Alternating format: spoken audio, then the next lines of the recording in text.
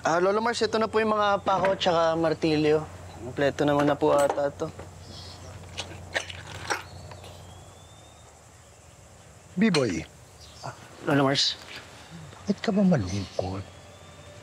Alam mo, dapat masaya ka, masigla ka, sapagkat nanalo ka sa labanan ng lakan ng lahi.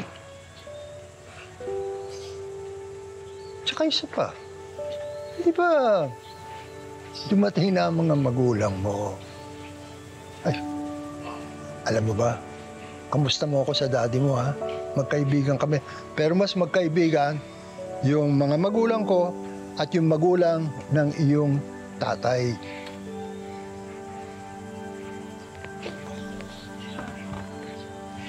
Kaya yan ang dahilan kung bakit ka napunta dito sa Bukan Liwayway. Pinagkatiwala ka niya sa akin. Salamat po, Lolo Mars. Dahil sobrang dami ko pong natutunan sa inyo.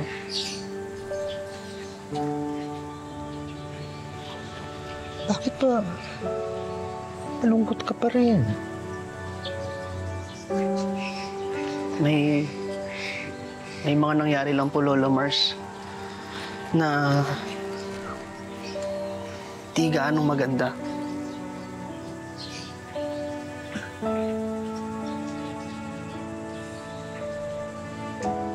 Alam mo, talagang patas ang ating Panginoon Diyos. Di lahat ng bagay makukuha mo. Kung masaya, o mayroon mga bagay na maaaring ikalungkot mo. Pero ayos lang yun. Alam mo, nangyayari yun dahil may dahilan. Basta kailangan magtiwala lang tayo sa taas. Lahat yan malalampasan natin, B-boy.